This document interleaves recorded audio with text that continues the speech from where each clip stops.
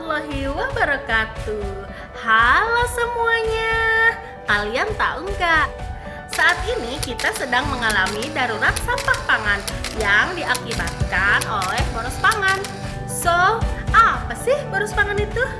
Boros pangan atau pemborosan pangan (BUMDes) adalah kondisi di mana makanan yang sebenarnya masih layak dikonsumsi dibuang atau tidak dimanfaatkan dengan baik. Ini terjadi di berbagai tahap rantai pasokan makanan, mulai dari produksi pertanian, pengolahan, distribusi, hingga di tingkat konsumen. Pemborosan pangan bisa berupa makanan yang dibuang di rumah tangga, restoran, toko, atau bahkan makanan yang tidak dipanen karena alasan tertentu. Contoh situasi boros pangan. Yang pertama, di rumah tangga. Makanan yang dibeli tetapi tidak habis dikonsumsi sebelum kadaluarsa dan akhirnya dibuang.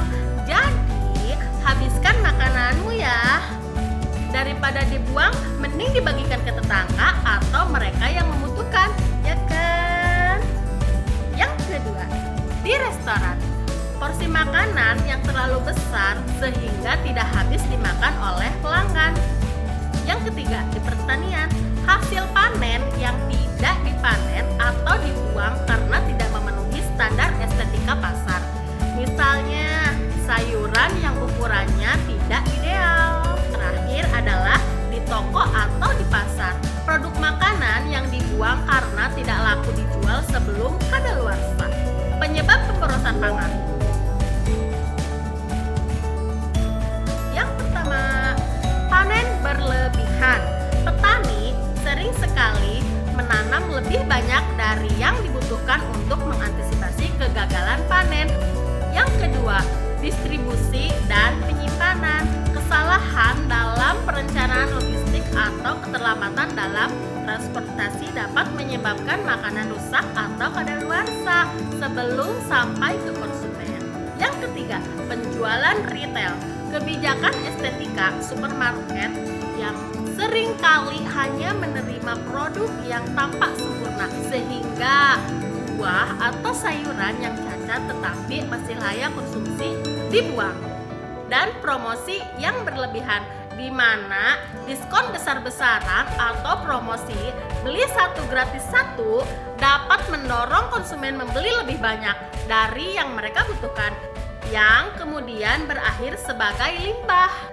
Yang keempat, dari sisi konsumen, belanja berlebihan. Konsumen seringkali membeli lebih banyak makanan daripada yang bisa mereka konsumsi sebelum makanan tersebut kadaluarsa atau rusak.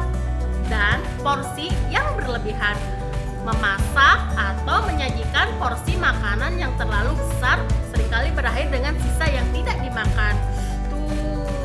Sayang kan, ibu kalian capek-capek masak malah dibuang, karena kan dalam agama juga dilarang berlebih-lebihan. Yang kelima, perilaku sosial. Budaya konsumerisme. Budaya konsumsi yang berlebihan dan kurangnya kesadaran akan pentingnya menghemat makanan juga berkontribusi pada pemborosan pangan. Selain itu, kebiasaan membuang makanan.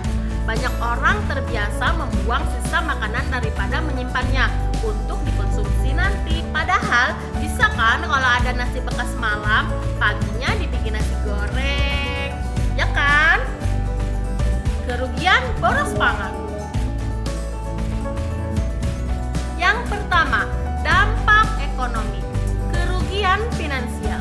Pemborosan pangan berarti kerugian besar bagi petani, produsen, pengecer, dan konsumen.